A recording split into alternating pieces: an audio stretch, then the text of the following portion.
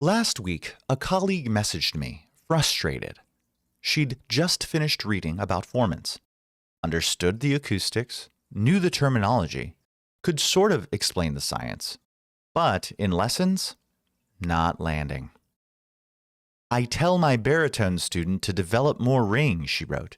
He tries, he really tries, but either he pushes and strains or he backs off and loses all presence. I know what I want to hear, I just can't get him there. Sound kind of familiar? Or maybe this one. You learned about F1, F2, the singer's formant, vowel modification. You're excited to apply it. But when you try to explain raise your F1 to match FO to a student, their eyes glaze over. The science makes sense to you, but you can't translate that into language they can actually use. If any of this sounds familiar, you're not alone. Formants are hard. There's this gap that exists between understanding the science of formants and actually teaching it effectively. Many voice teachers know formants matter. You've heard the terms, maybe attended a workshop, read some of the research, but translating that knowledge into studio practice, that's where this goes from hard to feeling impossible. You might even worry, will acoustic terminology overwhelm my students? Will I lose the artistic dimensions of singing if I focus too much on physics? Am I going to turn lessons into science lectures? I'm Drew Williams Orozco, and this episode is about bridging that gap. A quick note before we dive in. This episode is dense. It's the pedagogy synthesis for the Formant series, and it focuses specifically on classical and legit musical theater technique. If you're teaching CCM styles, belt, mix, pop, rock, we'll cover those approaches next week. The acoustic principles apply across styles, but the targets and strategies differ. Today is classical. Over the past 3 episodes in this Formant series, we've covered the acoustic science of formants for different voice types. Part 1 explained how tenors, baritones, and basses project through the singer's formant. That F3, F4, F5 clustering around 2800 to 3400 Hz. Part 2 covered how sopranos use F1 to FO tuning, matching their first resonance to their fundamental frequency through systematic vowel modification. And Part 3 explored the alto hybrid approach, using both strategies depending on where you are in the range. Today, we're putting it all together for classical singing. Concrete teaching strategies for developing formant awareness in students. Specific approaches for different voice types. Practical tools you can use in lessons starting Monday. You don't have to choose between science and artistry. The best pedagogy synthesizes both.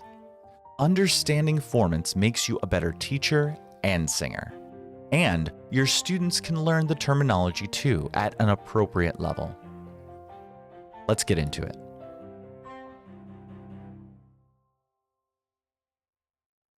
Before we talk about what to teach, let's talk about how to teach it. Because there are 2 fundamentally different approaches to developing formant awareness, and both of them work. The first approach is direct, what we might call acoustic feedback teaching. This involves using spectrographic analysis to make formants visible. Students learn to see acoustic patterns on a screen and adjust their singing based on what they observe. The tools here include software like Voce Vista, Sing and See, or the free program Prot. You might show a student their spectrum and say, see that peak around 3 kHz? That's your singer's formant developing. When you do this, and you demonstrate some adjustment, watch how that peak gets stronger. The direct approach works particularly well for analytical learners. If you've got a student who asks why constantly, who wants to understand the mechanism behind every instruction, who learns best when they can see cause and effect, This approach often clicks for them. It's also excellent for troubleshooting specific technical problems. When a student is stuck on something and nothing seems to help, sometimes seeing the acoustic reality on screen creates the aha moment that kinesthetic instruction couldn't. The second approach is indirect, kinesthetic, and imagistic teaching. This is where you guide students through sensation and imagery, producing the desired acoustic results without ever mentioning formants explicitly. This is how most of us learned to sing. Traditional pedagogy. Sing in the mask, open the throat, cover the sound, think of a yawn, imagine the sound spinning forward. There's a catch. Not everyone feels the same thing or some things at all. The sensation I describe as singing in the mask might feel completely differently to you. This is why having multiple images for the same acoustic goal matters. Different students respond to different metaphors. And understanding the acoustic target helps you generate new images when your go-to metaphors aren't landing. The indirect approach works particularly well for intuitive learners, students who respond to sensation, who think in images, who would rather feel their way to a better sound than analyze their way there. It's also essential for beginners who need to build healthy coordination before they can benefit from a detailed acoustic analysis. And it's crucial for maintaining artistic flow. Sometimes the last thing you want is a student starting at a spectrogram instead of connecting emotionally with their music. So, which approach is better? Neither. Both work. Effectiveness depends on the student, not the method. The skill is knowing which approach to use, when. Many excellent teachers use both in the same lesson. Start with kinesthetic instruction. Verify with a spectrogram. Then return to the kinesthetic.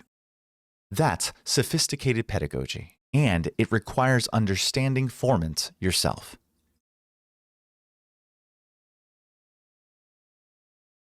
All right, let's get voice type specific, because the whole point of this Formant series is that different voices need different strategies, and that means different teaching approaches. If you're working with a tenor, baritone, or bass, your primary acoustic goal in the lower and middle range is developing the singer's formant. That F3, F4, F5 clustering around 2800 to 3400 Hz that we covered in episode 1. What are you actually teaching? Physiologically, singer's formant production involves a widened pharynx combined with a narrowed epilaryngeal tube. The ratio matters. Research suggests roughly a 6:1 cross-sectional area between the pharynx and epilarynx creates optimal conditions for that resonance peak. But you probably won't say any of that to your student. For imagery that works, the yawning sensation is the classic image here. But be careful. A beginning yawn, not a full exaggerated yawn with excessive jaw drop and depressed larynx. You want the space, not the construction that comes from overdoing it. Some teachers call this the yawn space, or simply ask students to feel the beginning of a yawn. That gets us space, but what about the narrowing? A slight crying or whining quality can help, especially for developing the epilaryngeal narrowing. I'm not talking about an annoying whine, just a touch of that quality. This engages the root of the tongue, which narrows the aeroepiglottic space and contributes to singer's formant production. For exercises, ascending scales on U with the gradual opening to O encourage pharyngeal space naturally. The U vowel inherently requires some lip rounding and a bit of laryngeal lowering, which sets up good conditions.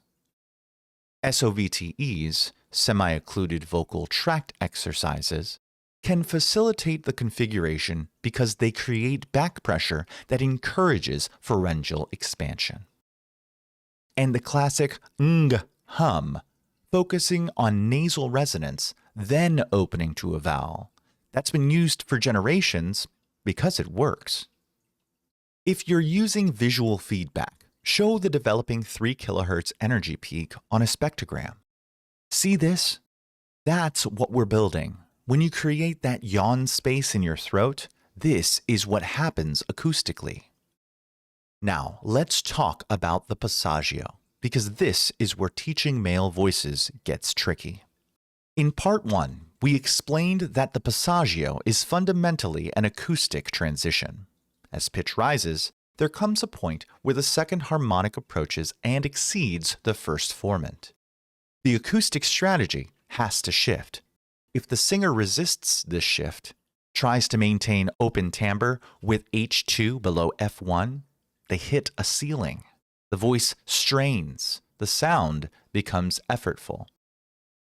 The solution is what traditional pedagogy calls covering, allowing H2 to rise above F1 while maintaining singer's formant.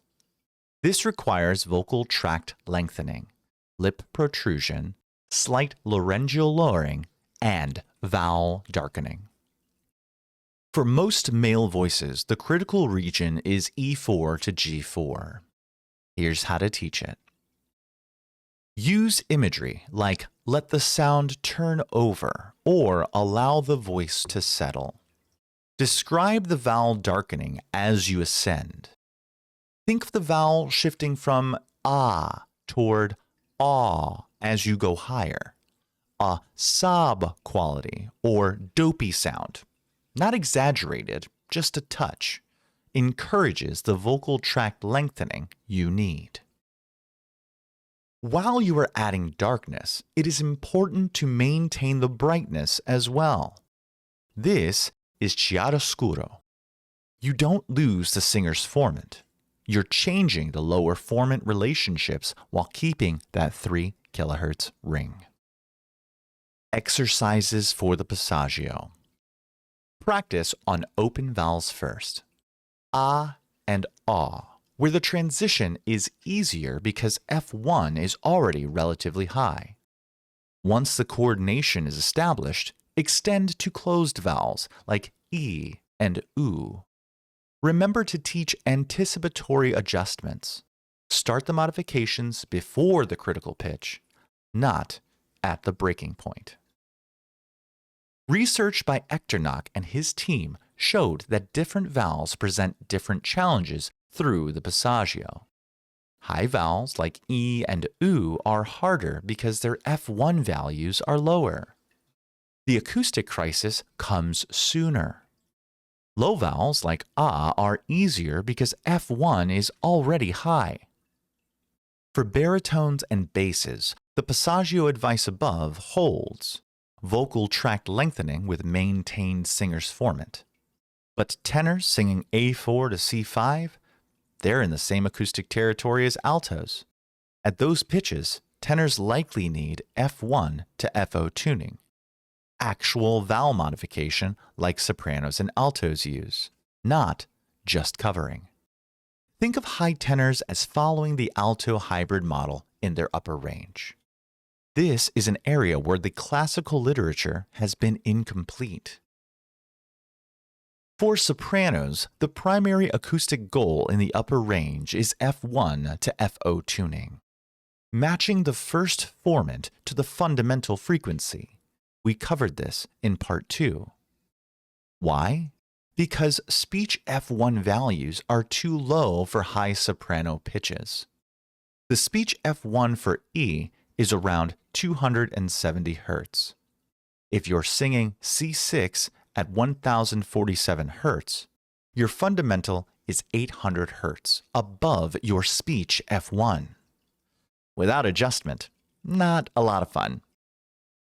The solution is progressive vowel modification that raises F1 to track the rising FO. This means jaw opening and tongue lowering as pitch ascends. Some imagery that works. open like a yawn as you ascend. Let the vowel bloom. Vowel migration, that term from Barbadosher. Think E shaped more like an I. Vertical space increases as pitch rises. I can't emphasize this enough. Start modifications early. Don't wait until they hit the acoustic crisis pitch to modify. Begin adjustments up to a full octave before FO would actually exceed F1. This creates smooth transitions instead of sudden flips. When you watch a great soprano sing, the vowel modification is so gradual that it sounds effortless. That's not magic. That's systematic early modification. For a teaching sequence, practice on open vowels first. A has high F1 already. It's the easiest. Then move to mid vowels like E and A. Save closed vowels E and U for last. They require the most dramatic modification and are the most challenging. If you're using visual feedback, show the student F1 tracking FO as pitch ascends. See how the first formant is staying with your fundamental? That's the tuning you need. I think Voce Vista's vowel chart makes this particularly easy to demonstrate.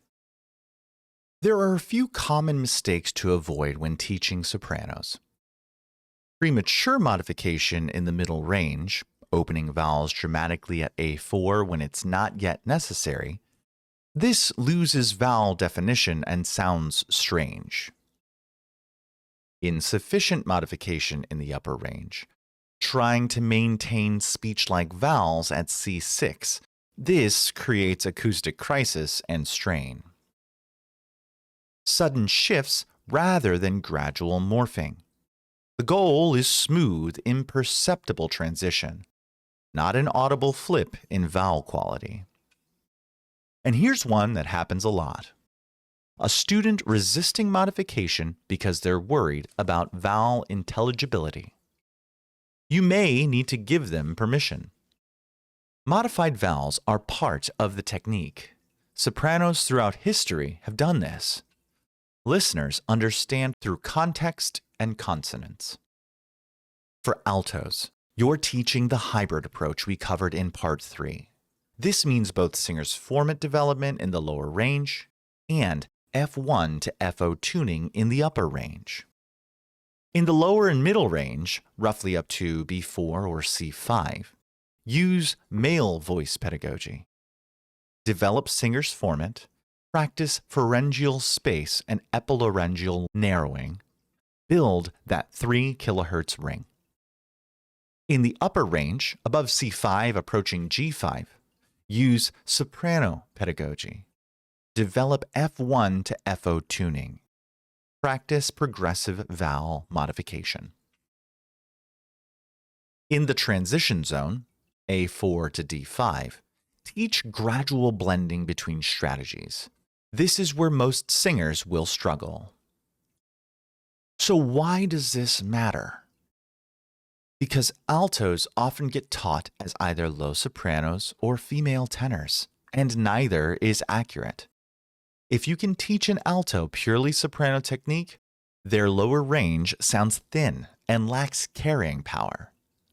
If you teach them purely tenor-like production, their upper range strains because they never learn F1 to FO tuning.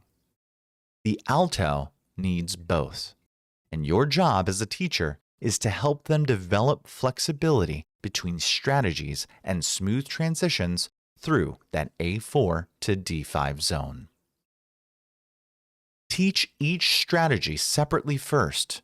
Singer's formant work in the lower range, F1 to FO tuning work in the upper range. Then practice the transition zone with exercises that traverse it. Octave arpeggios from G4 to G5.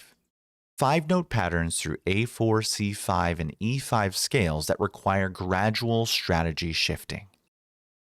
The goal is that the alto doesn't switch strategies at a single pitch. They blend them, gradually decreasing singer's formant emphasis while progressively increasing F1 to FO tuning as they ascend.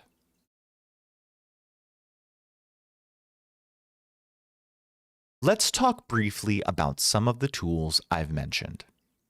If you use spectrogram software, Voce Vista, Sing and See, or Prat, use it strategically, not constantly. Visual feedback works well for targeted troubleshooting when kinesthetic instruction isn't clicking for verification that an image is producing the desired acoustic result and for showing students what you're hearing. Frame it this way. This is a diagnostic tool, like a mirror. You use it to check alignment, then put it away and trust your body. Use it strategically, then remove it. Training wheels come off. Here's something often overlooked. You can't hear formants directly. They're acoustic phenomena, not sounds themselves, but you can hear the results of formant relationships. Learn to hear the presence or absence of singer's formant. Listen to recordings of trained versus untrained classical singers. That ring that cuts through orchestral texture, that's the acoustic result of formant clustering around 3 kHz. You can train your ear to identify it consistently. Track soprano vowel modifications in recordings. Listen to a professional soprano sing through her upper range. Can you hear when the vowel changes? Notice whether it's gradual or sudden. That's F1 to FO tuning in action. You're hearing the result of formant adjustment. Learn to identify formant-related problems in your students. That thin, pinched sound? Probably inadequate pharyngeal space, weak singer's formant. That hooty, unfocused sound? Possibly too much vowel modification, too low.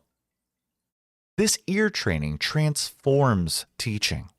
When you can just identify these acoustic results, not just know about them theoretically, you can diagnose problems more precisely. Develop vocabulary so you can describe what you hear.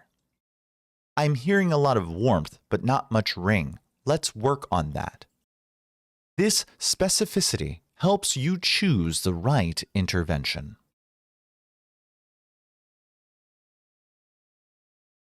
Let me give you a quick diagnostic framework for classical singing using formant knowledge. These are issues you'll encounter when teaching classical or legit musical theater technique. Problem 1. Lacking intensity despite good support. Sound doesn't carry, lacks presence. The acoustic cause? Formant tuning misalignment. Harmonics aren't matching resonances efficiently. Quick diagnosis. Does changing vowel or mouth shape help? If opening the lips suddenly creates more presence, formant tuning is the issue. For male voices, listen for the singer's formant. For sopranos in the upper range, check if FO is exceeding speech F1. Solution in classical technique. Male voices need pharyngeal space and singer's formant work. Sopranos need earlier vowel modification so F1 tracks FO. Problem 2. Male singer strains in the passaggio. Classical. He hits E4 or F4, and suddenly it's effortful. Visible tension, the acoustic cause. He's resisting the H2 above F1 shift that classical passaggio technique requires. Solution? Teach earlier covering. Start vowel darkening before the acoustic crisis. Emphasize that brightness stays while vowels darken. Address the psychological resistance. You're not losing intensity, you're changing acoustic strategy. Note: CCM singers may use entirely different strategies in this range. That's for next week. Problem 3. Soprano's high notes disappear. She sounds great up to G5. Then the voice vanishes. The acoustic cause? FO exceeded F1 without vowel modification. Solution: start modifications earlier. A full octave before the critical pitch. Practice vowel morphing on sustained notes. E to I to E. Finding minimum modification for resonance. Give permission. Speech vowels are physically impossible at very high pitches. Problem 4. Alto's upper range sounds weak. Solid lower voice, but thin above C5. They probably only use a singer's Formant strategy when they also need F1 to FO tuning. Solution: teach F1 to FO tuning and progressive vowel modification for the upper range. She's not replacing her lower range technique, she's adding a second strategy.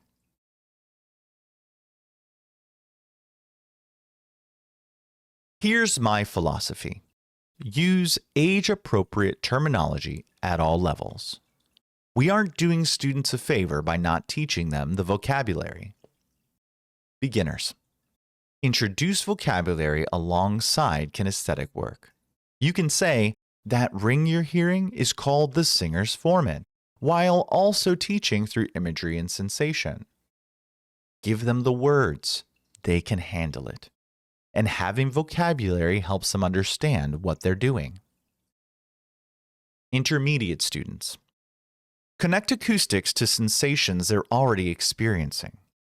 That ring you're developing, there's an acoustic peak around 3000 Hz that produces it. Use visual feedback strategically for specific goals. Build their acoustic literacy.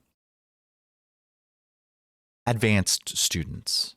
Complete acoustic literacy becomes useful. They can use spectrograms for self-assessment, make informed choices about resonance based on their repertoire. Formant knowledge becomes an artistic tool. Teachers. This is where you need the deep dive. The benefit isn't just making better pedagogical decisions.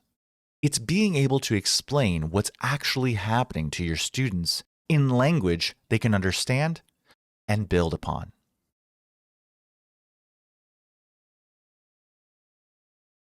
Quick warnings about common mistakes. Constant self-monitoring. Student always staring at the spectrogram never develops kinesthetic trust. Use visual feedback strategically, then remove it. Remember, training wheels come off. Same modification for all voice types. Soprano modifications make tenors muddy. Voice type determines formant strategy. That's the whole point of this series. Acoustic correctness over vocal health. If it hurts, stop. Regardless of what the screen shows, acoustic goals serve vocal health, not vice versa. Assuming students can't handle the science. They can. Use age-appropriate language, but give them the vocabulary. A student who understands why they're modifying vowels will do it more consistently than one who's just following instructions. Let's bring it together. 4 episodes so far. The singer's formant for tenors, baritones, and basses. F1 to FO tuning for sopranos. The hybrid approach for altos. And today, how to teach all of it in classical technique. Voice type informs formant strategy. Both direct and indirect teaching approaches can work, so use what each student needs. Visual feedback is diagnostic and should not be constant. And don't shy away from teaching the science. Use age-appropriate vocabulary at every level. Understanding formants makes you a more effective teacher and singer. Able to make better pedagogical decisions with better diagnostic precision and able to produce better outcomes. But we're not done. Everything in this episode focused on classical and legit musical theater technique. What about CCM, belt, mix? Those styles use fundamentally different acoustic strategies, different targets, different vowel approaches, and different formant relationships. That's next week. Teaching formants for contemporary commercial music, same acoustic principles, different goals. We'll cover belt acoustics, mixed voice, and how to teach formant awareness for singers who aren't aiming for that classical sound. Thanks so much for being here. And as always, keep singing smart.